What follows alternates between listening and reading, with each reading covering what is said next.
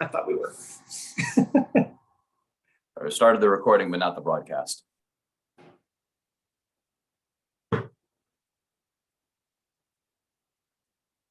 We're live. Julie, would you like to say something up front as well? No. All right. William, let me know when we've got everything going. We are live. Oh, great. Thank you. Good morning, everybody.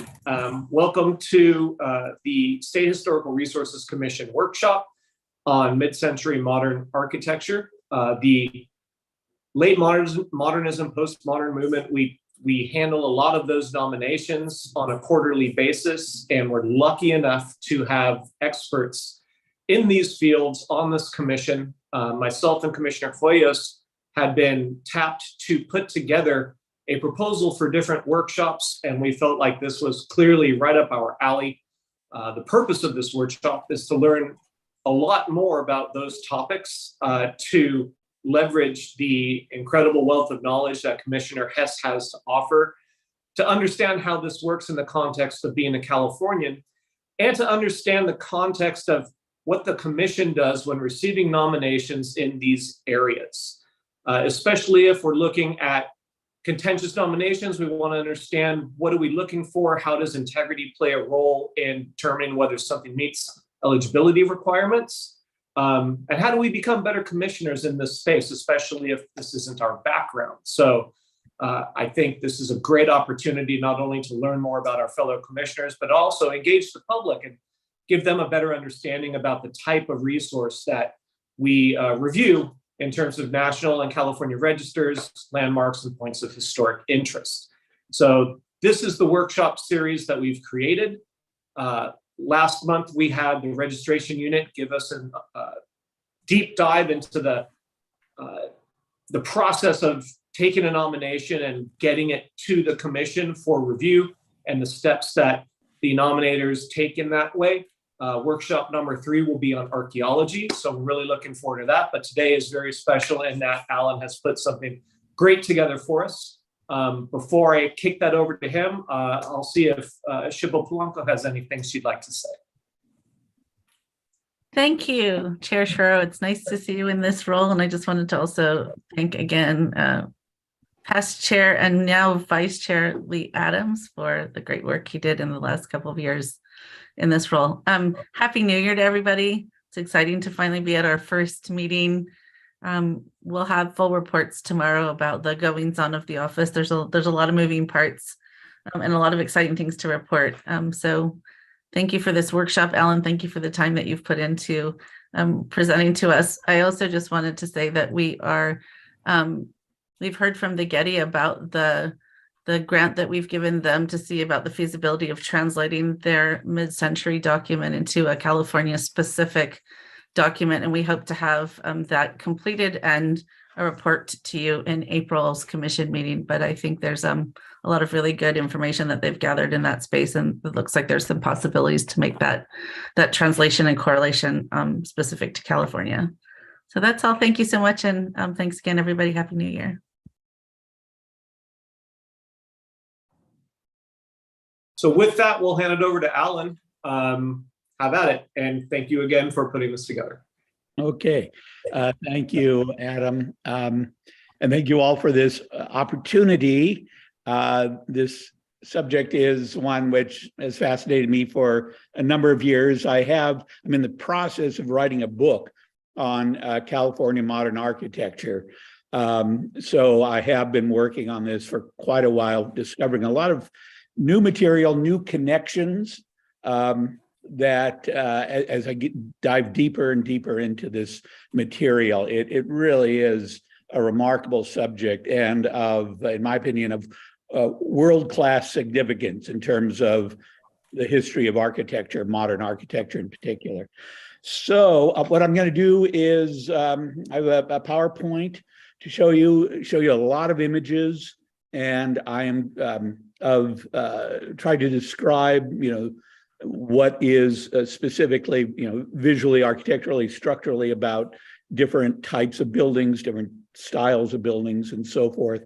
But I also want to try to weave it all together into a larger story of basically of California innovation. California has always been out here on the coast. It's been away from the centers that determined the what was good architecture and what was bad architecture, what was to be cherished, what was to be ignored.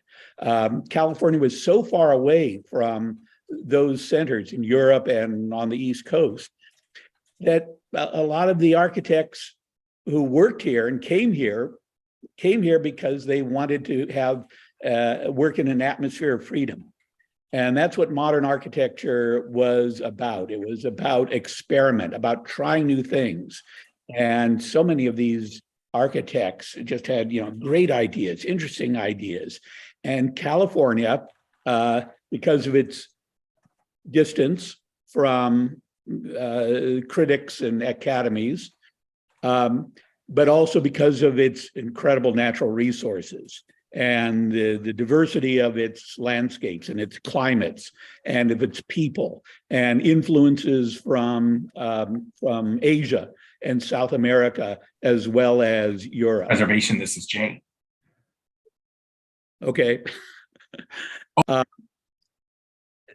Was that? Yeah. Okay.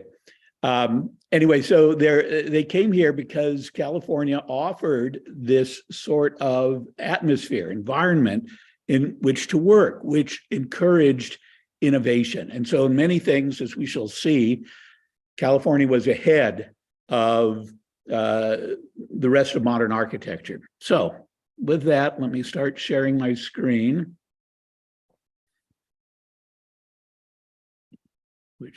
There we go. Now it's behind here. And there, you can all see that, right? California's Muse. Good.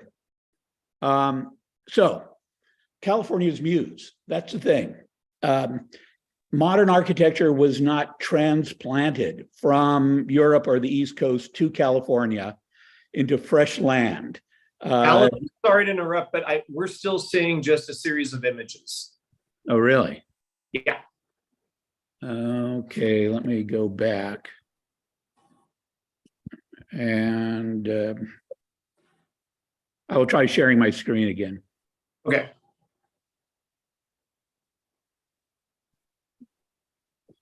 Okay, this should be it. And I will share. Okay, do you see the tabletop now? We see the various slides. I think you need to start the slideshow and then we'll just see one at a time there. Okay, now you should be seeing Yes. California Yeah. as views. You're good. Great, thank you. Okay, California is California, the state, the people, the environment, the economy, the climate, all of these things acted as a muse to inspire new ideas. And again, one of my major points is that modernism is native to California, it was not imported in here. And there were so many vernacular sources, both in nature and what people just created as they came here to live, going back to the Native Americans as well as the Spanish population here in the early years. And one thing that I want to stress also is that new research is adding to this story all the time. We may think we have a set idea about what California modern architecture was in the 20th century, but actually there's a lot of new material. I'll be getting into a little bit of that later, having to do with a lot of the diversity issues that we've talked about. But there were, the industries, the economy here of media, aerospace, and popular culture, music, surfing, sports, car design. All of these things are part of this larger story. So California was ahead of its time, ahead of, in many ways, the rest of the world in terms of modern architecture. And I'm going to go back in history a little bit. The modern era is primarily, starting in the 30s, but then after World War II, primarily, but it's part of this larger story. Like here is the Halliday Building in San Francisco by Willis Polk from 1917, one of the very first glass curtain wall buildings in the world, 1917. And so this tradition of using new materials, one of the things that really sparked modern architecture was new technology, new materials, new ways of building and structuring with new materials like concrete, glass, steel, etc. So there's a long history here. And that sense of innovation, of being ahead of its time, keeps repeating in so many interesting buildings. This is a hotel, motel really, from 1952 in Palm Springs, L'Horizon Inn by William Cody. Look at those angles. There's not a right angle in this set of buildings, really. They're all oblique angles for a reason. This is 1952. This is like 30 some years before what we can call deconstructivism. Frank Gehry and Zaha Hadid and other architects using unusual, unconventional angles. And again, here early on, 1952, this architect way out in the desert, which nobody was paying attention to at the time, was exploring those sorts of geometries in architecture. But then California architecture is also about very ordinary, everyday, mundane buildings, the homes of average people, like the ranch house. And California played a large role in defining, inventing, and manufacturing the ranch house, which housed a nation after World War II, housed a nation in need of more housing. This is just a very simple, ordinary ranch-style house out in the San Fernando Valley. Interestingly, though, the gentleman standing there is Mickey Cohen, the famous gangster. And this was his house. It's an irrelevant fact, but interesting nonetheless. And he drove Ramblers, who knew? Then there was this unusual industry of entertainment, electronics, movies, radio, television, etc., which, of course, took root here in California in the 1910s and produced, through its wealth, through its creativity, a number of really interesting buildings through the years. This is a headquarters for Universal Pictures, right in the center of Hollywood, by Richard Neutra. But notice it's a steel building, steel and glass, very modern. But notice those billboards. Richard Neutra, one of California's most prominent architects, modern architects, borrowed from the popular culture, borrowed from the billboards, which were lining the boulevards of Los Angeles in particular in those times. And he turns them into architecture. That sort of innovation idea, picking up from all of these different sources, is one of the great things that I find fascinating about modern architecture in California. In the late 1930s, radio was big. CBS built this headquarters in Hollywood on Sunset Boulevard by William Lescaz, a New York architect, but working with a Los Angeles architect as well. This building still stands, and in the past couple of years was the subject of an adaptive reuse. They built new buildings on the rear of the property as well, some high rises, but they restored these original buildings, which are a great example of international style architecture, appropriately so for the new technology of radio communication. But that continues. In 1952, William Pereira and Charles Luckman build the first building dedicated to television production. And this is in Los Angeles, also still standing, also in the international style as it had evolved to that point. Flat roofs, square forms, walls of glass, but then with these decorative elements, as you can see on the walkway, making something special about the entry to this building. William Pereira is known as a planner, and it is interesting that in 1952 he planned and built this television studio, which is still in use today as a television studio. That sort of farsight at the time when television was absolutely brand new. Nobody really knew what direction television was going to go. But this building, through the planning of a great California architect, really did become continues to be a useful building. Now, one thing I want to warn you about that is difficult to categorize a lot of these things. There were so many experiments going in so many different directions. And the line between what might be called high art architecture, architecture by well-known architects, discussed and written about in the books and critics and the academies, and the line between popular architecture, like the ranch house, drive-in restaurants, things of that sort. Usually in architectural history, that line is often drawn fairly directly. They're two different realms. In California, that's really not always true. So these things interact and intermingle. For example, just to give you a bit of a brain teaser today, at the start, these buildings are conceptually the same.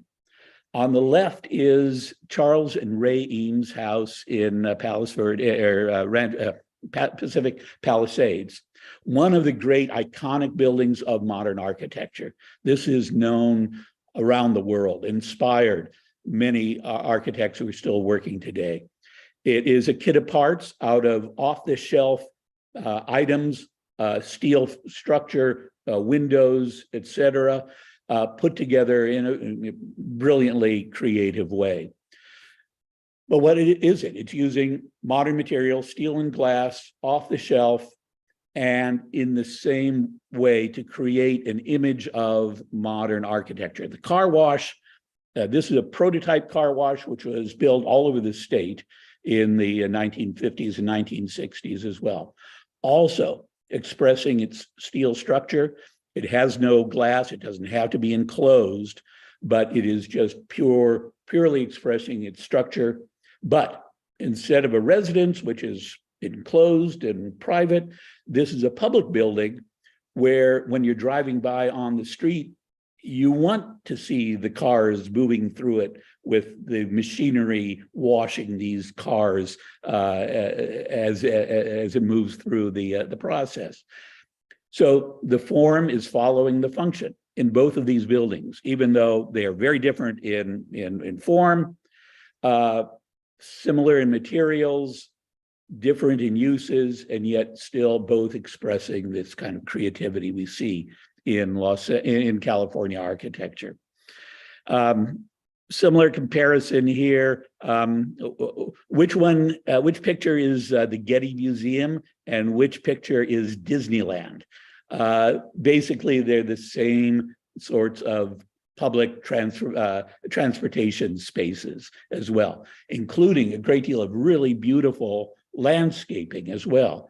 Landscaping is an important part. The natural setting that these buildings are in are always an important part of the designs. And again, I want to warn you that there's more to be discovered with research. This will be coming out over the many next years. This is a house in Laguna Beach, the Halliburton House by Alexander Levy, an all concrete house from 1938. Now, and it's the sophistication of its detailing structure, et cetera, is just really remarkable. Notice how the fireplace on the left is tinted a certain color to set it off. but it is an entirely concrete building. If this building had been built in the Hollywood Hills and had gotten a little more attention, it would be one of the most iconic modern buildings, certainly in California. It's basically completely unknown because it's way down in Orange County on top of a hill overlooking the ocean. Or other architects like A.E. Morris in Silver Lake as well. In the early 1950s, a lot of architects were being influenced by Richard Neutra. Interestingly, Morris was inspired by Rudolf Schindler. And you see this in the geometries of his forms, in the details that he picks up. On the left is his own house. On the right is the Bubeck house in the Mount Washington area. But instead of following kind of Neutra's more severe, minimalist, reductive use of steel materials, Morris is more inspired by the kind of the energy, the activity, which at that time represented Schindler's work. Now, he was coming along just at the time when Schindler died, actually, and was being forgotten. 1953, Schindler died and was almost completely ignored until 1960, when the great historian Esther McCoy wrote the book, 5 California Architects, which I highly recommend. And then Schindler's reputation was resurrected. And today he is considered an equal, certainly of Neutra's, as a creative architect. Or out in Palm Springs, Albert Frey. This is Frey's house as it looked in the early 1950s. It's definitely modern. It's using steel and glass. You can see that zigzag truss at the top of the picture as well. You can see new materials like corrugated fiberglass, which are the yellow panels, and there's some pink panels in the background as well. Frey, who is Swiss, came to America in the 1930s, was fascinated by American technology. And he wanted to live and work and practice architecture in the midst of this American modern industry that used these materials for something like, just a middle-class house. This is not a large, luxurious house at all. So going back even further to the modern roots in the first half of the century, the Craftsman and the First Bay traditions, which date to around 1900, 1910, so forth. The Gamble House in Pasadena by the Green Brothers. Again, it's not what we usually call modern, but the spirit is modern. The spirit is, let's do something new. Let's do something which relates to the climate and the site, this being on the Pasadena Arroyo. Let's not use fancy materials like stone. Let's use just simple shingles like you might find on a carpenter's shed. But it is an extremely large and luxurious house for the Gambles, who were part of the Procter & Gamble family. So very wealthy. This was a vacation home for them. That was Southern California. Up north, the arts and crafts movement, one of the greatest purveyors of that was Bernard Maybeck. This is his Christian Science Church in Berkeley. One of the great buildings, 1910. It was one of my favorite buildings in the entire world. And it's made out of concrete and composite asbestos panels. It looks Gothic a bit, the Gothic windows. It looks a little bit Japanese with the low gables, but it's made out of modern materials.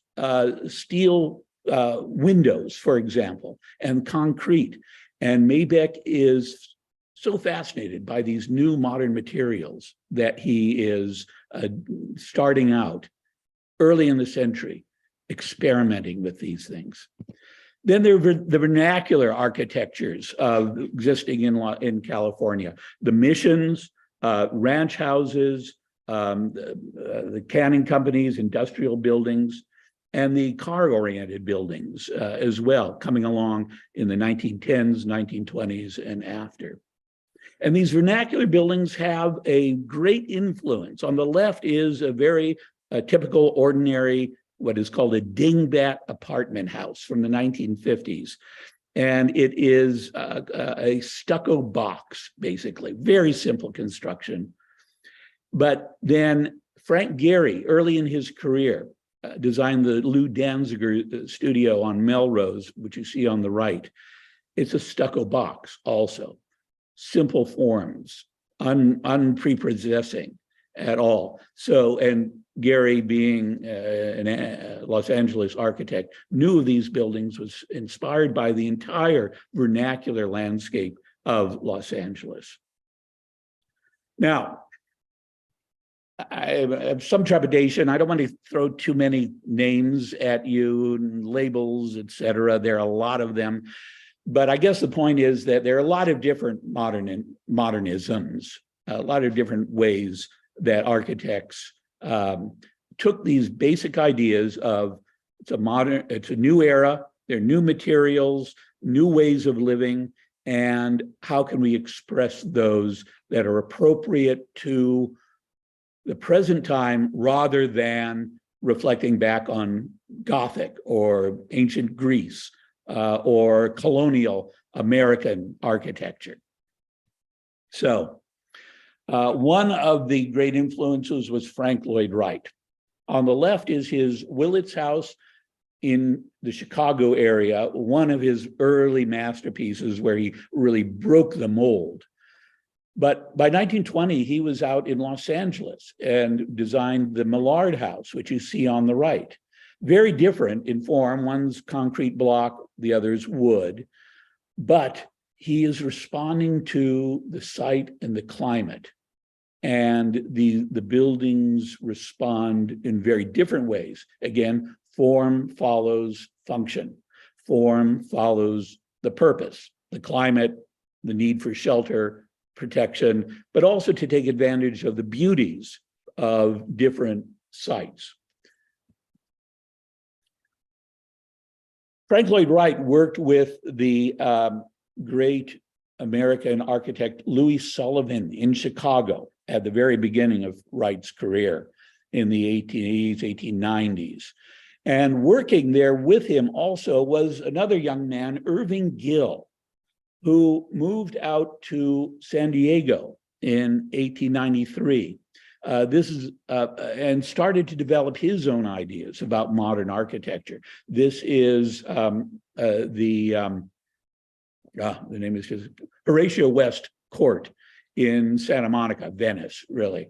And you can see where he is developing out of concrete construction, new means of construction, these simple forms reflecting the way the buildings were being built, reflecting the climate in the windows that open, the ventilation, the views. This is right near the ocean as well, the use of glass. So while many critics and historians have said that he was influenced by what was going on in Europe at the time, the Bauhaus, in fact, this building predates the Bauhaus. Irving Gill, inspired by the ideas of Louis Sullivan, in the California environment, is developing new ideas on his own, well, with his partners, but on his own. And I pointed out, he started his career in San Diego. And San Diego really has played a much larger role than it has been given credit for in terms of modern architecture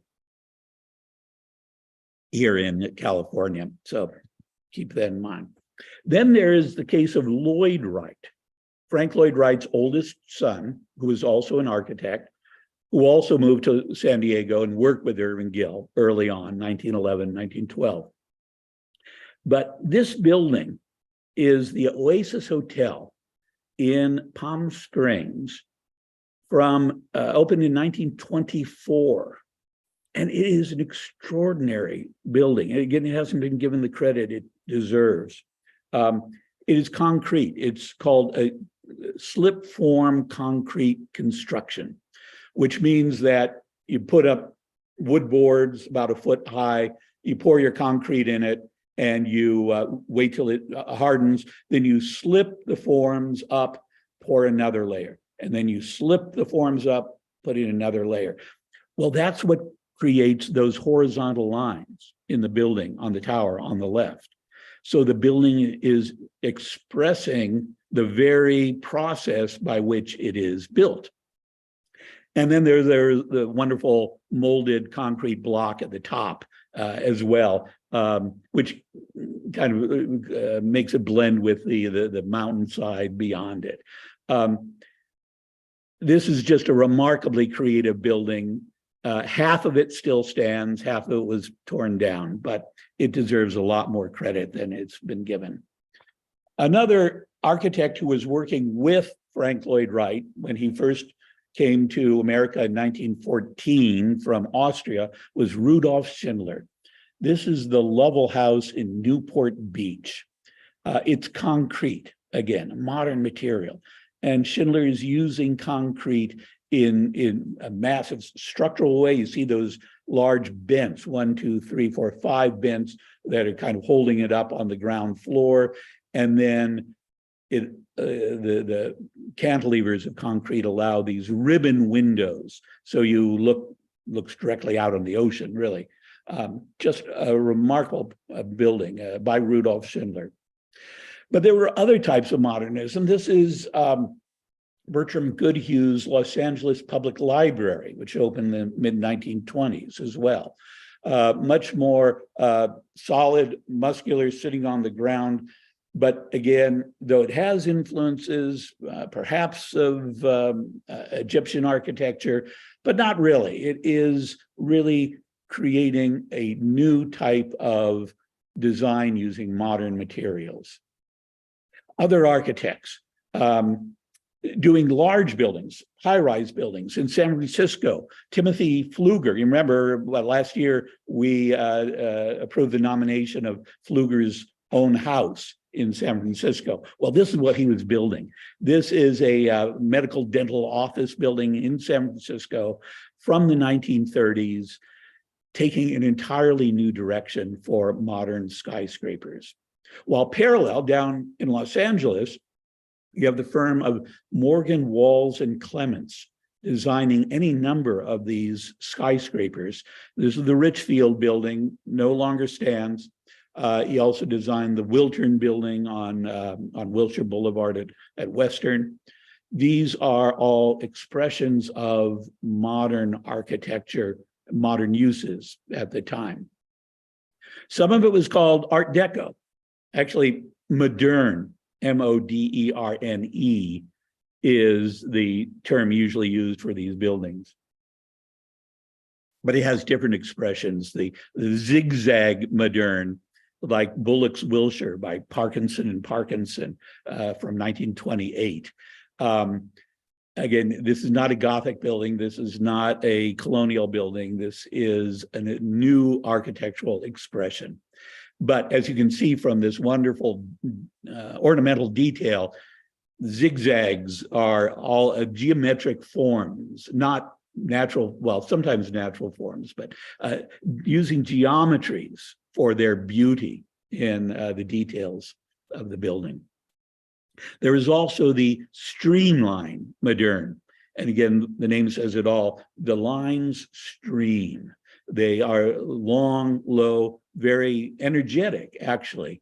And some of them, as counterpoint, go up and down as well. These were inspired by, again, new technology, airplanes, transatlantic ships as well. Powerful new images of technology, which excited the public and which were translated into modern architecture for the times.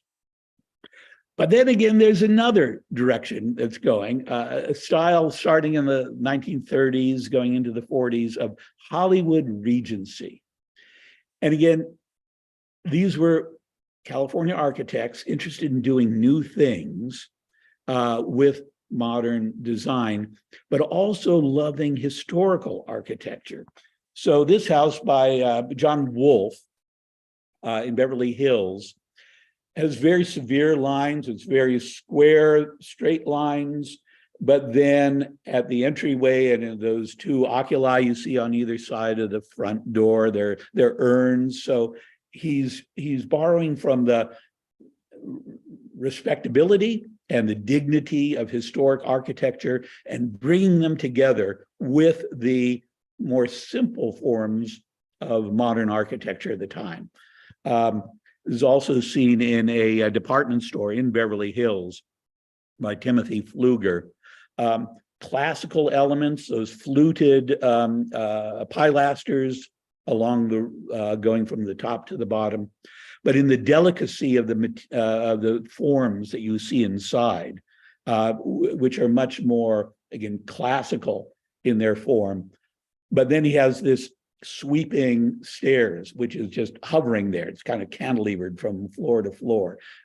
So he's combining his history with modernity. There's also something from the 20s and 30s, the Second Bay tradition. This is around the San Francisco Bay Area. And one of the prime architects working in this style was William Worcester, a native of Stockton, as a matter of fact. So he grew up out here and was influenced by, again, the simplicity of vernacular buildings, barns, ranch houses, etc. And this is just one example. You see the simplicity of the forms, which makes it modern, the large panes of glass as well, going all the way up to the roof line. Simplicity, modernity, but then clothed in very vernacular, ordinary shingles as well. It makes a very nice contrast. So this is an example of the Second Bay Area tradition. It's called second because Worcester and like Gardner Daly, who's this architect in these houses in Sausalito, was influenced by Bernard Maybeck and Julia Morgan and Ernest Coxhead and Willis Polk, the previous generation of architects who began to explore new modern ideas. So that's an important point. There's a continuity. These architects did not invent a new architecture each generation. They built on, they knew the actual architects, and they built on the examples of these earlier architects as technology advanced to give it a new expression, but also rooted in its history. Question of European influence. Yes, there has been an influence from European modern architecture. The Bauhaus in Germany was founded by Walter Gropius in 1919. It is kind of the brand name for modern architecture globally. Mies van der Rohe, who you see there on the left, was one of the great Bauhaus architects. Machine imagery. These are precise, flat-roofed, geometrically pure forms, clothed in glass and steel. And in a building like the Crown Zellerbach building in San Francisco by Skidmore, Owings and Merrill on the right, you can see that Skidmore, Owings, Merrill in particular certainly understood what was going on in Europe, understood this part of the tradition of modern architecture, and used it in many buildings. So you will see these glass box high rises throughout California, and that is an influence from Europe. But in my estimation, it is a secondary influence. It's not the main influence. These architects, Mies, Gropius, others did not bring modern architecture to California. Modern architecture was already well-rooted here in California. Now, a big part of what I'm talking about here is suburbia. Suburbia is not an invention of California, but you might say it was perfected by California. Because after World War II, California had this influx of population. Soldiers had come through San Pedro, San Francisco on their way to the Pacific, and liked what they saw, liked the weather. And so many of them, after the war, decided to move from Illinois, Ohio, Minnesota to California. This then caused of course, a housing crisis. Where were these people going to live? Suburbia was the answer. And though that influence, of course, of growth of major cities was true across the country after 1945, but it was particularly acute in California, and its architects were particularly suited to coming up with new ideas about what to do about it. So we have a lot of new building types coming up and being, if not invented, being developed here in California. Types of infrastructure, tract housing, multifamily housing, civic buildings. Those suburbs needed civic centers, churches, sports venues. It needed shopping centers. It needed to have fun, so entertainment, the car culture. It needed new schools. It needed new office buildings, research campuses. All of these things were needed, and suburbia provided that new type of city. Which I call it a suburban metropolis. And California architects had a lot to do with how those buildings were defined. This is the last large railroad station built in the United States. 1939, Los Angeles's Union Terminal downtown by Parkinson and Parkinson. And though it's definitely an influence by the California missions with the tower and the arches and the arcades, nonetheless, it's a modern building. It's concrete, and it's way larger than any actual mission was. And it is streamlined down. They're simplified forms as well, which show that this, again, the history of the past is being brought into the future through these architectural blendings. It's a wonderful building, definitely. But other forms of transportation coming along, jet airplanes. And so the theme building at LAX from 1962 by William Pereira is the next step. How do you introduce visitors to California? What is the image you give them right as they step off their train or their plane, and so that they know they're in a new world, they're someplace exciting? This is what the theme building was all about. And then there are the freeways, of course, with the Federal Highway Act in the mid-1950s. The state had so much more money and started to build out this system of freeways.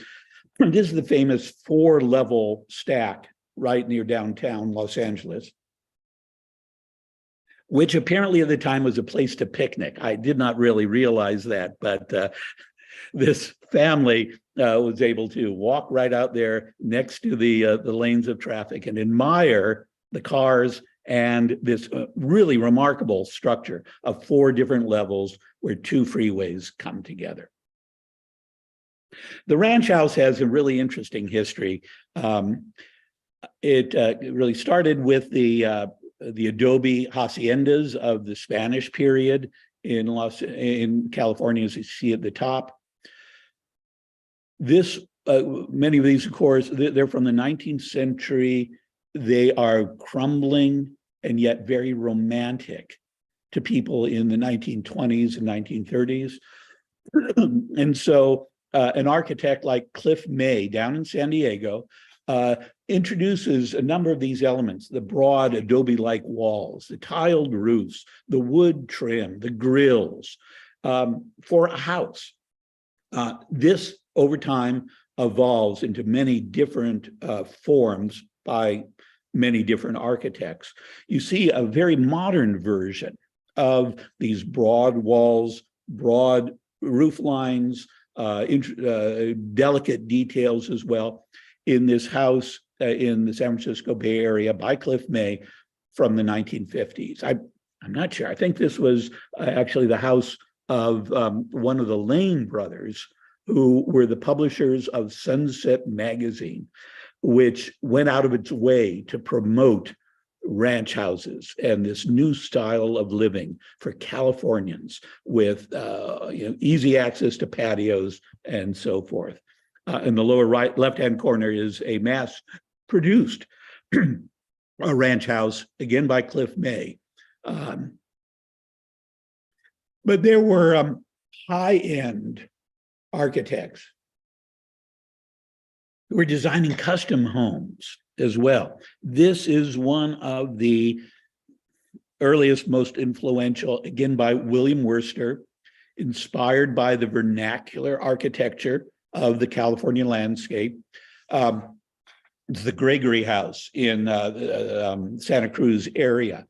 And you could mistake it for just a very ordinary ranch house shed of some sort. The wood siding, the simple porch line.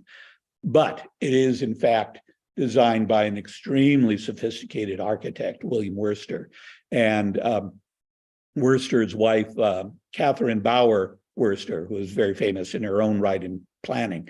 But she did say about her husband's work, it doesn't matter how much the building cost, it'll never show. It was the simplicity, the ultimate simplicity that, which is a modern trait, abstraction, minimalism, that inspired Worcester. That was a custom house for a family, the Gregory family. But then a number of architects and builders realized that to solve the housing crisis, you needed to do houses by mass production, like they made cars.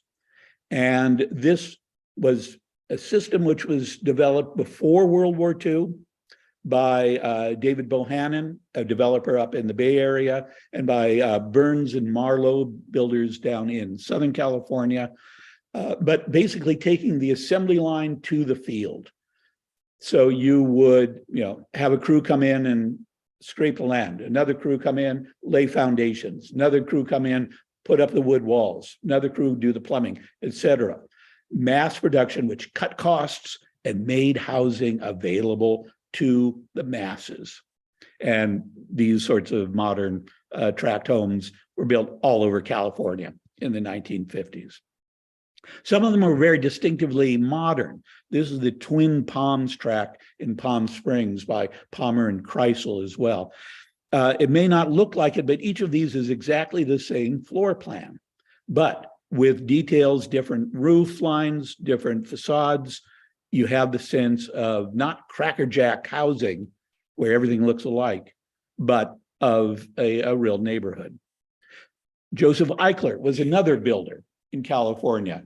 And this is one example of his mass-produced modern houses that he built from the 40s, 50s, and 60s. Other architects, very well-known architects known for their other buildings, like Smith and Williams, also designed mass-produced tract housing. This is just one example.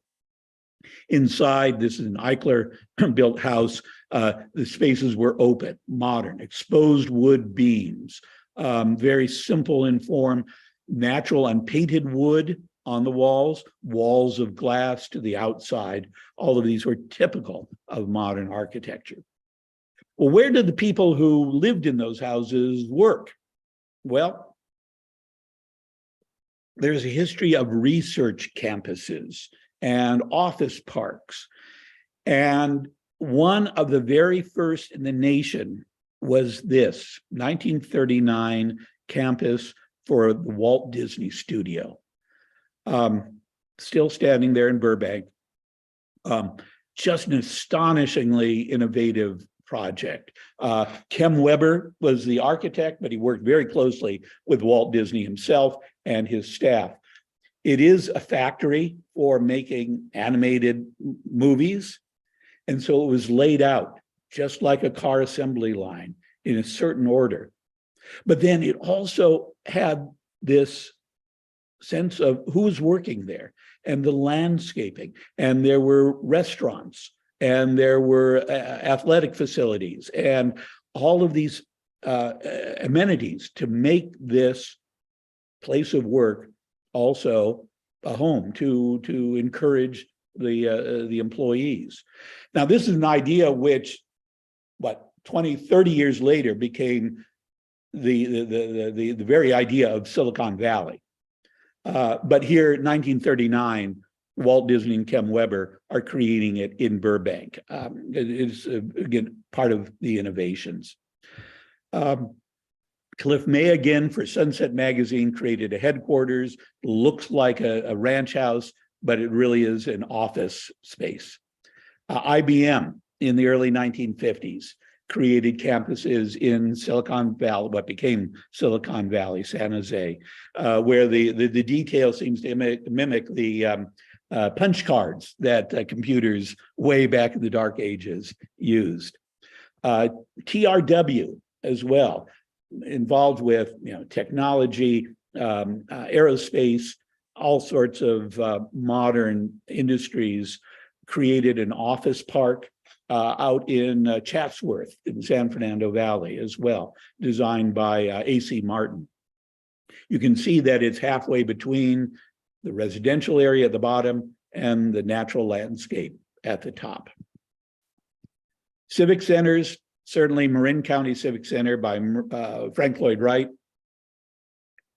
is one of the great reimaginings of what a civic center should be. The dome on the right is the library, the heart of the building, knowledge.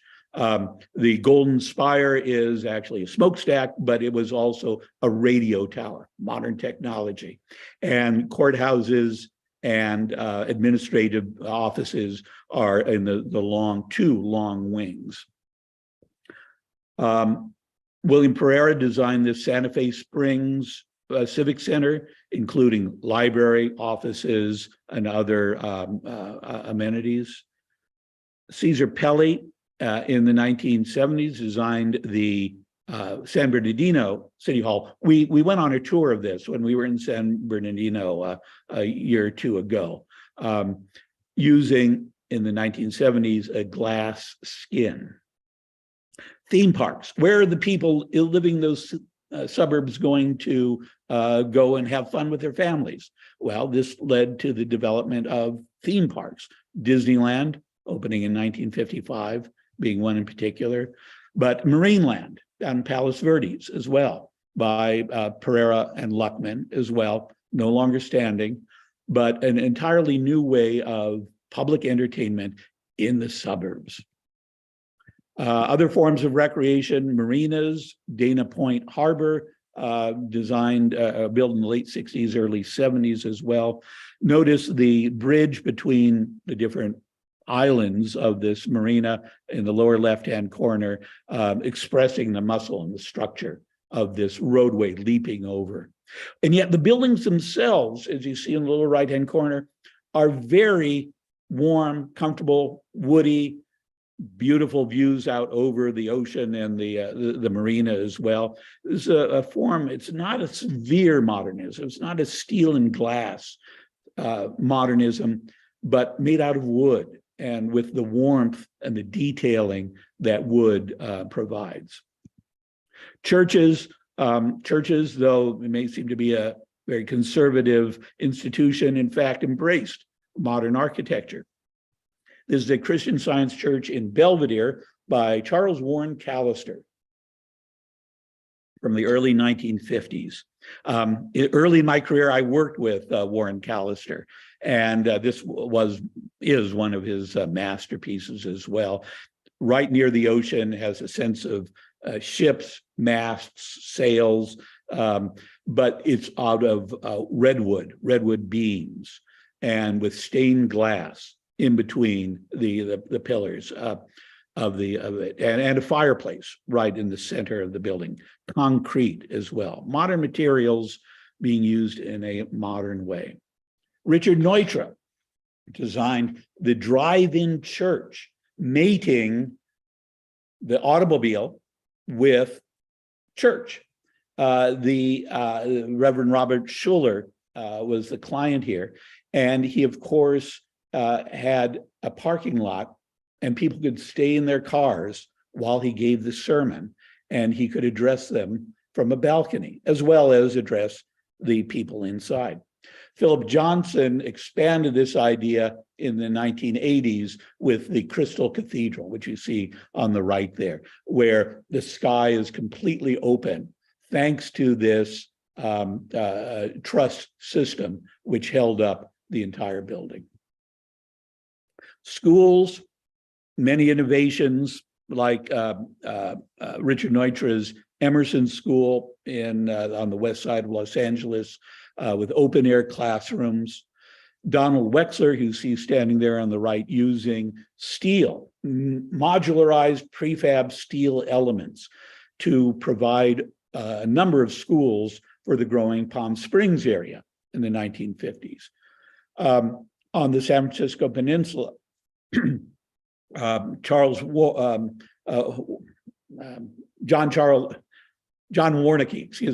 Warnke designed this school for a suburb with an interior courtyard, open air, but interior with light coming in, so that the different classrooms could be connected even in inclement weather. Statewide infrastructure is part of California modernism, the water system, the bridges, the highways, the military. This Hangar 1 from 1931 at Moffett Field in Mountain View as well. This remarkable steel structure. And of course, automobiles. Automobiles were, of course, nationally used nationally, but because of California's interest, many cars were manufactured here, and a car culture where people lived and went about their business, whether it was to get food at a drive-in from the 1930s or a car dealership in the San Fernando Valley, the Casa, the Cadillac. Notice the wide glass on the front, exposing, showing off the car models as well. And other food related buildings on the roadside as you go about your daily life in your car. The McDonald's, which started here in Southern California, drive-in movies as well, and different forms of public art. The home savings bank buildings were designed by Millard Sheets, who is known mostly as an artist.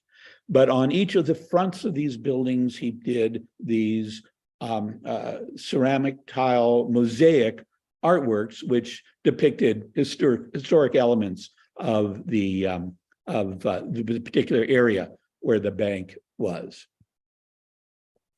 Now, there are a couple of different types of planning, because one of the things that we deal with in architecture at this time is planning, with modern architecture and planning.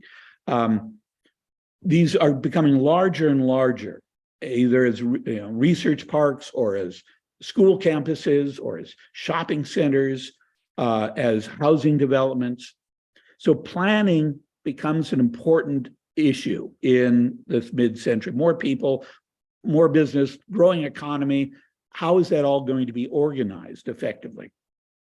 There were certain vernacular approaches to planning cities in this time, where the Oldsmobile dealer put up a rocket ship so it would draw attention to their business. Across the street, the donut store put up a big donut to attract attention to its store as well. But it had to, all of these elements had to compete with the light poles, the electric power lines, other signs, cars moving past. And so individual business owners would come up with ways to draw attention to their particular business. This is not really planned in any overall sense, but it has intention in how a particular thing is designed. But then there are also master planned communities where before a shovel of dirt was turned over, an architect and planner would plan where were the streets, where were the houses, where were the churches, where were the offices, where were the shopping centers, all designed. And this is a place where California, though, credited with sprawl, irrational sprawl. In fact, starting in the 1920s, before that even, in the upper left-hand corner, Carthay Circle, a housing and urban development in Los Angeles, right off of Wilshire Boulevard, with a movie theater, school, houses as well. This is in the 1920s.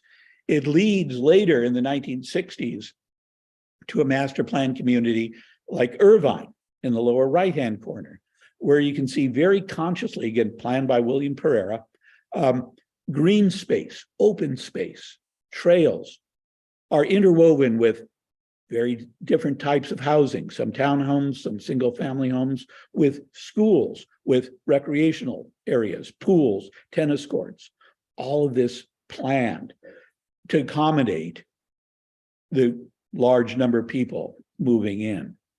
Shopping centers, recreational facilities, houses, all of these things are planned before anything is actually built. Again, this goes back in California history as well. The Miracle Mile on Wilshire Boulevard, developed, planned in the late 1920s, where very consciously A.W. Ross, the developer, said we're going to have high-rise office buildings marching down Wilshire Boulevard. In between are going to be lower-rise commercial buildings. Right behind them are the residential areas, which would be single-family homes or apartment complexes, different types of housing for different economic levels. All of these things were planned in advance. Westwood, also from the mid-1920s, a planned community. Park La Brea, and up in San Francisco, Park Merced as well. Low-rise garden apartments, along with high-rise office towers, all planned out, as you can see, very geometrically precisely. Century City from the 1960s by Welton Beckett, also with very distinguished architecture. 1 and 2 here are by Caesar Pelli, glass skin buildings. Number 6 is the Century Plaza Hotel by Minoru Yamasaki. Number 7 are apartment buildings by I.M. Pei. So the whole area, which was the Fox studio lot, has been, was planned. This is, of course, very early. It's filled in now. And main streets were turned into pedestrian malls. This is one in Santa Monica as well, to encourage people to come downtown. All of these were very modern planning ideas, perhaps culminating with Sea Ranch in the late 1960s by Moore, Linden, Turnbull, Whitaker architects, and Larry Halprin, landscape architect as well, on a spectacularly beautiful California site in Mendocino and Sonoma County. How would that natural environment be preserved and yet still accommodate residences and shopping and a hotel and so forth? And this continues, and we'll probably be getting some of these. This is Laguna, just outside of Sacramento. Peter Calthorpe was the architect and planner. Same idea of planning an entire community and taking advantage of the natural setting, the natural climate, and so forth. Shopping centers, Mill Irons department store with parking on the roof, an invention. Sears, of course, Valley Plaza, very, again, as modern architecture, very severe, abstract composition of forms, but with a function of being a sign. You see how large that Sears sign is as well. So it would be easily seen as you're driving by on the boulevard. Other shopping centers, this is by John Lord King in Tiburon, very low scale, warm, woodsy, outdoor patios as well. So there's a variety of innovations going on here. Bullock's Pasadena by Welton Beckett as well. One of the first department stores in America to go from the downtown area out into these new suburbs. And later other enclosed malls like Tabanka Mall. Many of these malls have lost their interior integrity. The set of ornament and decoration and color and fountains and artwork as well. But this is what they were intended to be originally. Or again, this continuity of ideas, John Jurdy at Horton Plaza in San Diego, taking those earlier ideas of how do you create not just a collection of shops, but also a place where people would want to come to gather, a sense of a downtown area where people, a community can gather. School campuses, of course, the UC system expanded in this period to Santa Cruz, San Diego, and Irvine, giving architects a great chance to try new types of plans, new types of architecture. In particular, William Pereira here at UC Irvine clothed all of the buildings with passive solar screens as well. That's kind of that rough texture that you see on the sides of the buildings as well. Those are solar screens because he understood the climate and wanted to keep the sun out of the interior of the building through the use of these sunshades, sunscreens. A. Quincy Jones at Cal State, Dominguez Hills, using the topography in different ways, going down and coming up. Art Center in Pasadena, Craig Elwood created this large truss. This is from the 1970s, a truss extending across a valley area, but that was the whole campus originally. Multifamily homes, Victor Gruen designed this very well kept public housing in Pacoima in 1955. Edward Thickett designed garden court apartments, this in Hollywood as well, where the individual apartments would look out onto and be able to use the center, which was a pool, recreational, landscaped area. Landscape architecture, I haven't had nearly enough time to go into all of this, but from residential designs like this by Thomas Church, who's one of the major landscape architects of the modern period in California. So he has you can see the pool. I'm hearing an echo. Okay. But then landscaped offices where Smith and Williams, along with landscape architects, created an office, a small office building integrated into this landscaped area. Or Robert Royston, another great name in landscape architecture, creating this public park in Santa Clara. So we're going to go through a couple of different types of styles just to give you an idea of what you're looking at when you're looking at a building. And again, I warn you that these are very broad categories. They are helpful in some ways, but there are a lot of things that don't quite fit into every other form. The late modern. We talked earlier about the Art Deco, zigzag modern, streamline modern, and then in the late 30s and 40s, the late modern. It's abstract geometries. You see the big billboard on this Bob's Big Boy. You see the simple curve of the roof line and the glass wall as well.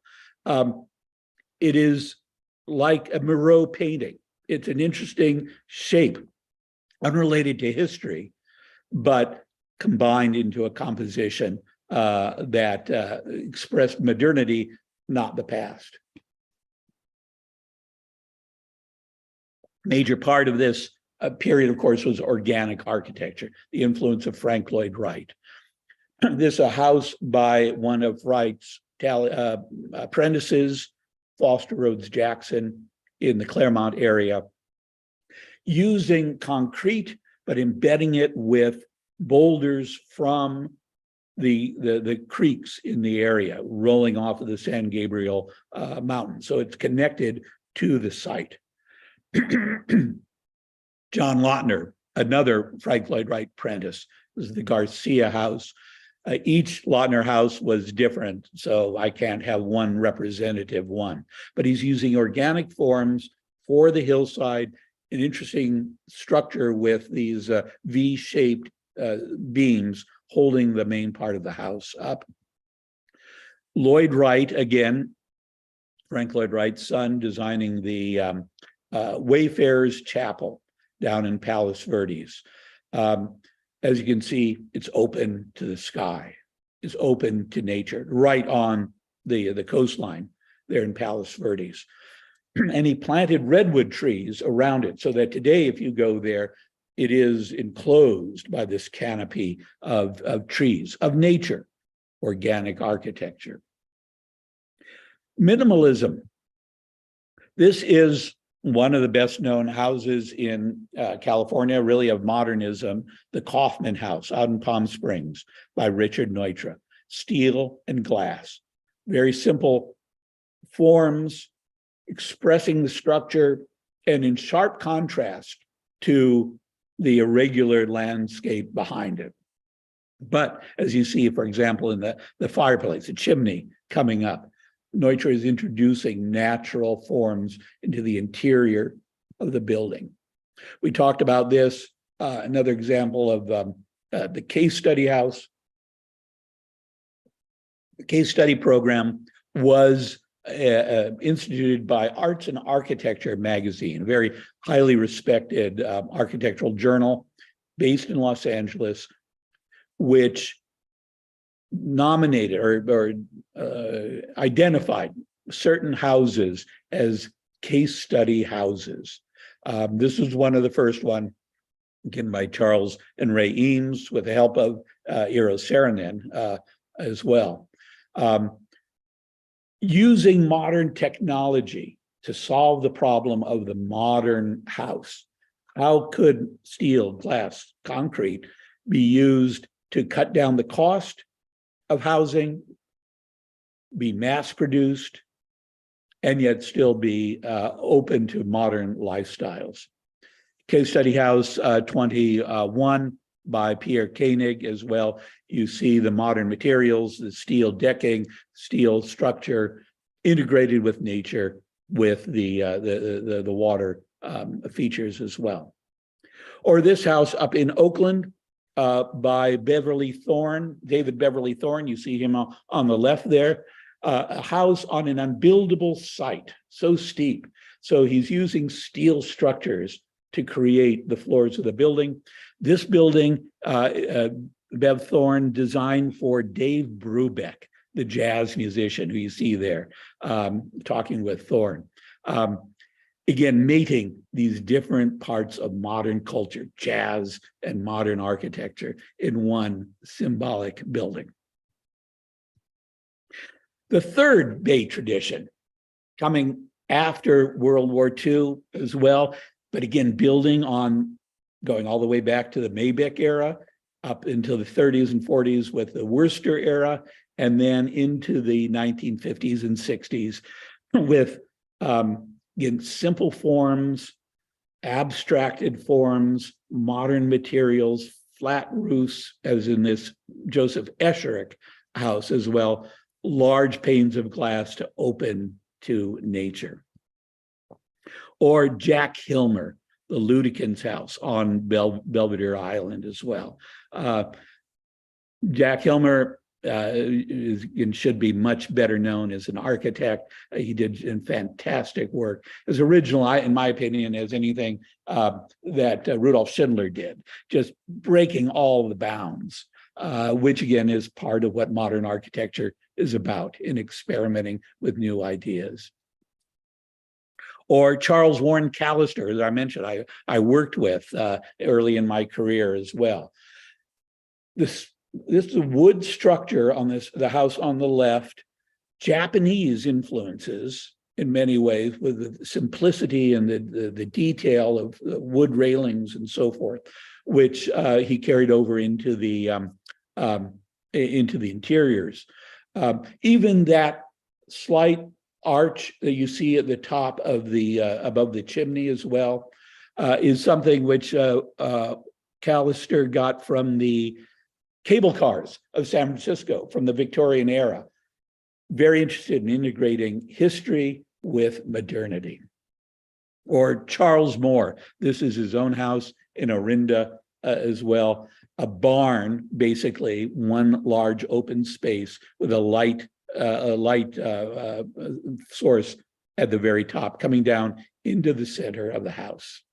Walls go off the side of the building, just like barn doors. Very simple technology, but opening to nature. Or Campbell and Wong did many of these early A-frame buildings. Googie, car-oriented architecture. This is the original Googie's restaurant by John Lautner on the Sunset Strip, no longer standing. You see it on the right, but you see also how it stands out, how it responds to the car culture of the cars driving by, with this big slanting roof line and the Googie sign on top of it, responding to how people were living in their cars. It's larger scale than a building that you would approach as a pedestrian. And in another classic Googie building, Norm's Restaurants, the roof line shooting up, the acres of glass wall, modern materials, the sign, the neon sign as well. All of these things bring this building to your attention at the scale of the car, not of the pedestrian. That's the whole purpose. Chains like this, like Denny's, carried Googie across the entire country. It was used for banks, car dealerships, car washes, gas stations, all of these car-oriented buildings. Late modern and corporate modern architecture. Again, this is a whole area that really needs a lot more research and understanding. These big firms in California, like Welton Beckett, who designed the Capitol Records building in Hollywood, also designed the Music Center on Bunker Hill. William Pereira designed the Transamerica Pyramid in San Francisco, a truly iconic building, which incidentally is just now undergoing some refreshing. A new owner bought it and has hired Sir Norman Foster to redo some of the interiors, lobbies, as well as the area around the base of it. Will be an interesting thing to follow in terms of adaptive reuse. The Metropolitan Water District by William Pereira. By the 1960s, a lot of modern architecture was getting a little dated. The Bauhaus international style architects were repeating glass box after glass box after glass box. The public was getting a bit tired of it. Architects were getting a bit tired of it. As we shall see, it inspired postmodernism. But there were still modern architects like William Pereira who said, no, there's still more to be mined in the concepts of modern architecture. And in this building, for example, that screen perforated with holes in it was a sunscreen, a purposeful element, but also a decorative element. And it grows out of a water landscape appropriate for the Department of Department of Metropolitan Water District. Another water building was the Department of Water and Power on Bunker Hill by A.C. Martin as well. Again, an iconic building with its structure, its floor plates extended out beyond the glass line in order to shade the glass walls of the building. Or another firm, Daniel Mann Johnson Mendenhall, DMJM, often called DimJim, and the American Cement Building in Los Angeles as well. The forms were actually designed by an artist, and their sculptural quality really makes a very distinctive building. But then architects wanted to get away from steel and concrete, and Caesar Pelli and Anthony Lumsden with DimJim in the late 1960s came up with this idea of a glass skin, where the glass was treated not as framed in steel like the Bauhaus did, but as a skin that would be tightly wound around the structure of the building. So that gives way to these curved corners and these curved soffits as well. Very different use of glass, and it turned out to be a cheaper way of building, which was very important for DimJim's corporate climates. One of the best examples of this is the Pacific Design Center that Caesar Pelli designed when he was with Victor Gruen Associates as well. Again, a skin of glass, here colored blue, and given almost an extrusion form going down the whole strength of this very large building. More classical modern firms like Skidmore, Owings, and Merrill designed the Alcoa building in San Francisco, where, again, the steel structure is seen in these cross bracings, these X's across the face of the building. Minoru Yamasaki's Century Plaza Hotel, which is definitely modern, international style modernism, but given a slight curve. And in the lower right-hand corner, you see the new towers, which are being built around it, but which have preserved the original Century Plaza Hotel. John Portman's Bonaventure Hotel, and also the Hyatt Hotel in San Francisco with its interior atrium space. Neoformalism, again, embracing history. This by Edward Durrell Stone at the Caltech campus. This is a very historic rotunda building, and Stone embraces that, but again, uses its decorative character and the structural character of these thin columns, holding it up, blending history with modern architecture. Brutalism is almost always concrete. I'm going to wrap up here in a minute. I'm losing my voice, so we'll get to the end of this. But brutalism used concrete for its massiveness, for its muscularity, and the way that it sat on the ground or was lifted up on the ground with great muscular force. Also used as a decorative element, as you see in the sculpted bas-relief on the left-hand side. Prismatic is the name I am giving this form, where especially in shopping centers, prismatic or crystalline forms, angular forms, were very popular for especially shopping centers. Postmodernism, as I mentioned before, modern architecture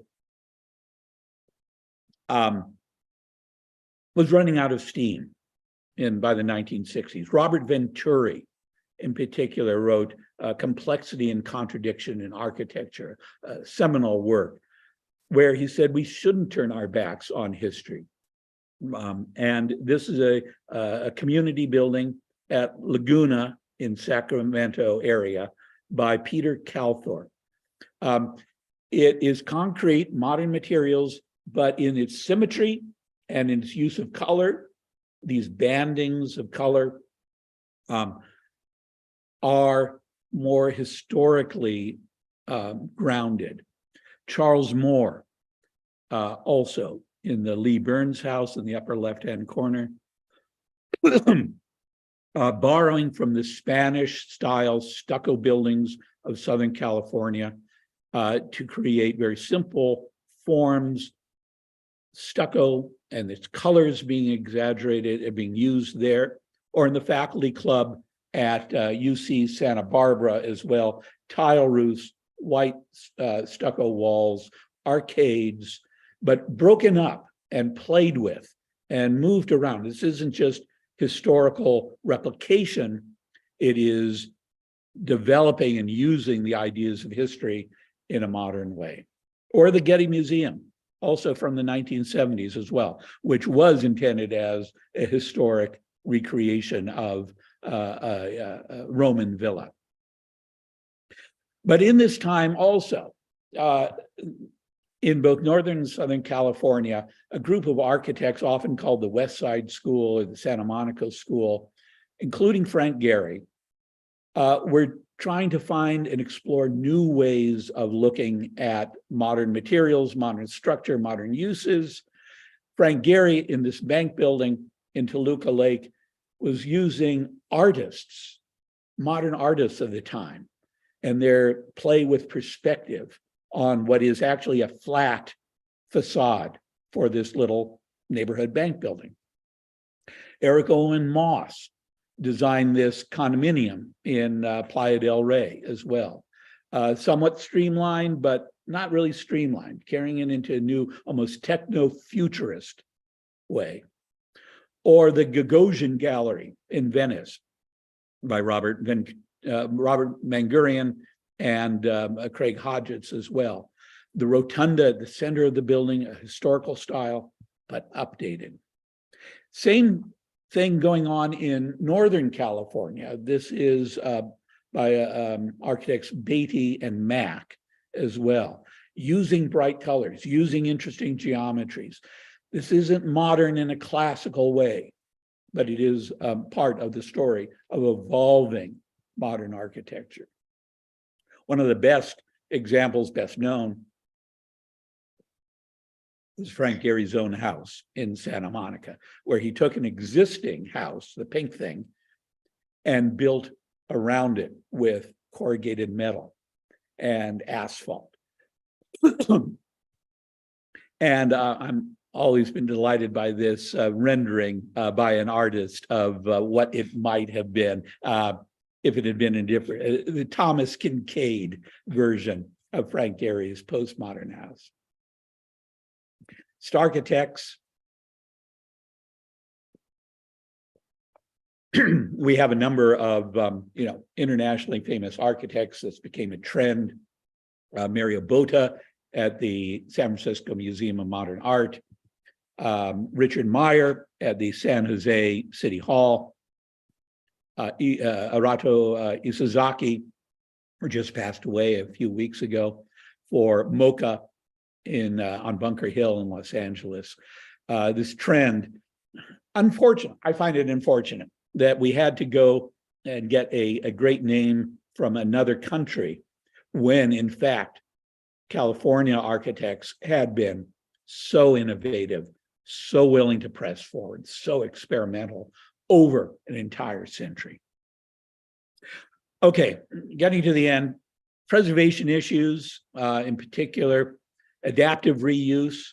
One of the great examples of adaptive reuse in the modern era is Ghirardelli Square, a factory, a chocolate factory on the in San Francisco, Fisherman's Wharf.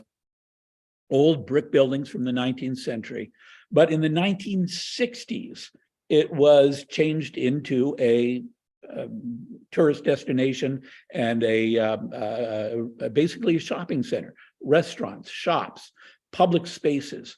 This was redesigned by, again, William Worcester. Lawrence Halprin also was involved with the landscaping. And using those industrial spaces and buildings and turning it into a community space is really one of the great advances, I think, in terms of historic preservation. This, they were historic brick buildings from the 19th century. It has a whole other use today, which is now more than 50 years old as well. How are we going to deal with these sorts of dual era buildings? A great example of the streamlined modern is the May Company department store from 1939 in Los Angeles, Wilshire, and Fairfax. And of course, it's now the Academy of Motion Picture Sciences, Arts and Sciences Museum.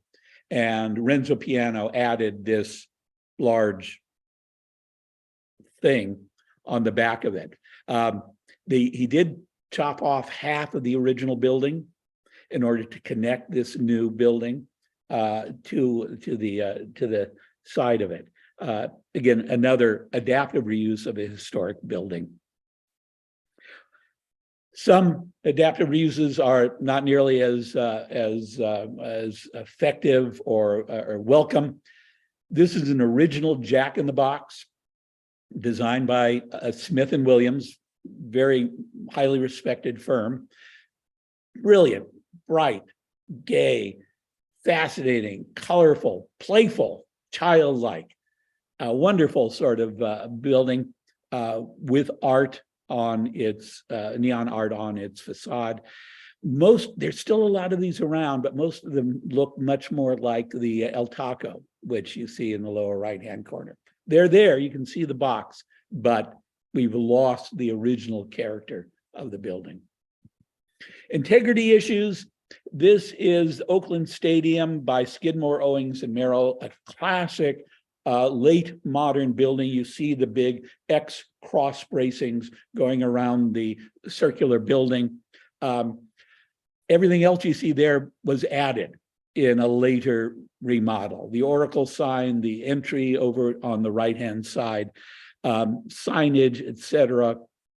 So the integrity, the purity, the idea of the original building has been lost in many ways with all of this, in my opinion, unsympathetically added. Or this William Pereira building at UC Irvine, Steinhaus Hall, again, close up here of these sunscreens that kept the direct sunlight out of the interior of the building. About 10 years ago, they were stripped off and it was remodeled in this way.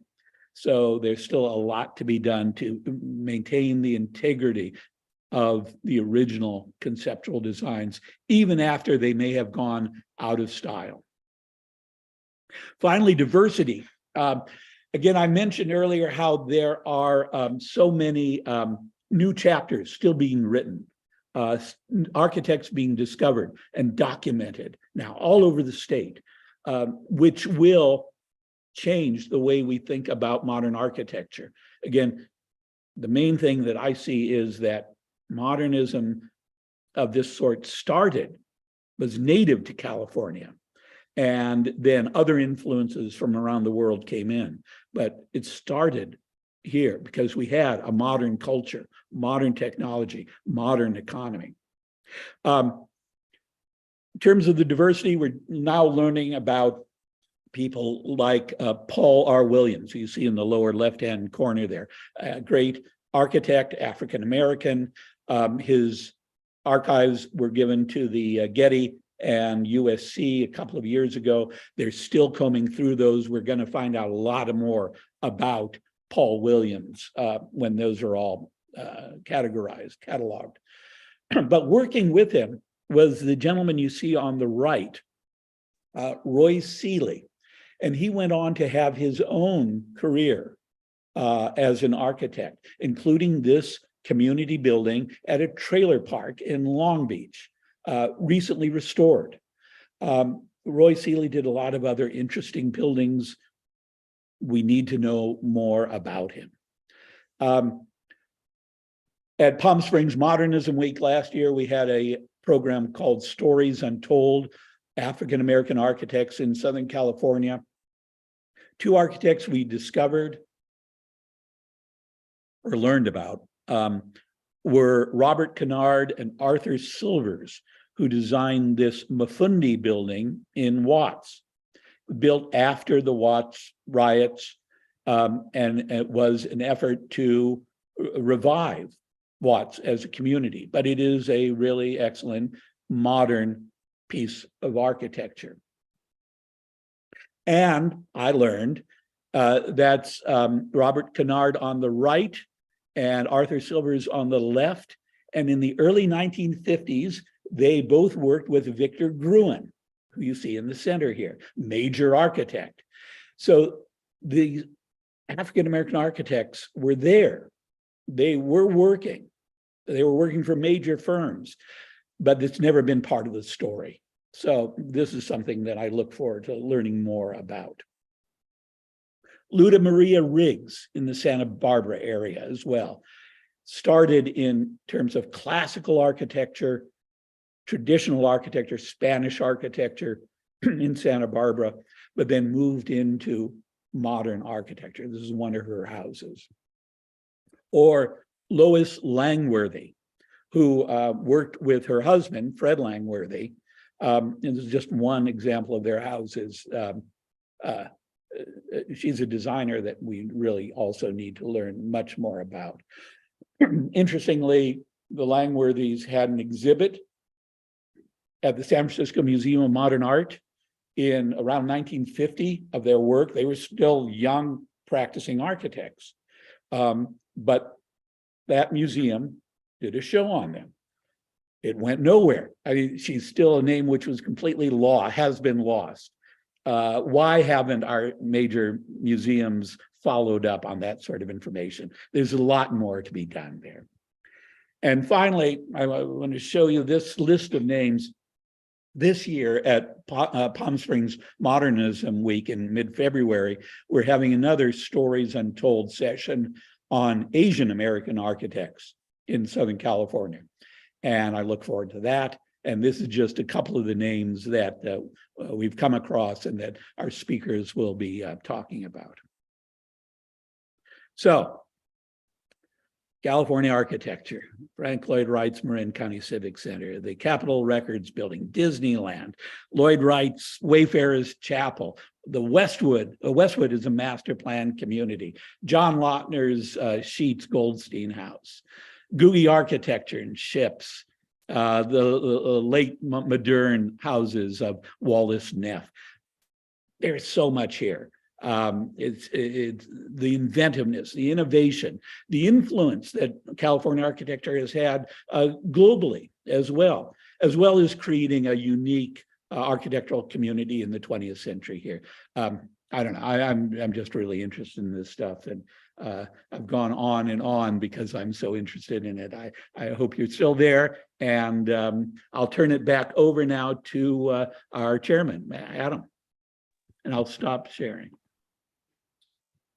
Thank you very much, Alan. I don't know where to begin other than to say that I'm hoping, if that's all off the top of your head and you are just riffing, then you're a walking encyclopedia of architectural history and overqualified for pretty much anything anyone would ever ask you to do. So incredibly impressive, and just the wealth of information you've shared is outstanding. I'll open it up to other comments from the commission. Well, go ahead, Janet.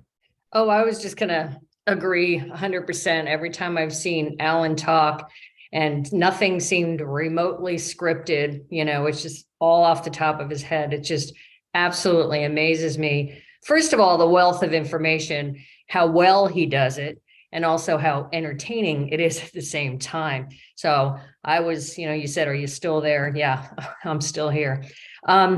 I just had a couple of questions. Thank you for mentioning some women architects. I'm sure there are a lot more out there to be discovered, probably a lot of people behind the scenes. the woman behind the man in some cases. But so as you said, there's a lot more research to be done, and hopefully we'll discover a lot more in that regard. I was also going to ask if you, I'm assuming, have talked to Gail Kennard.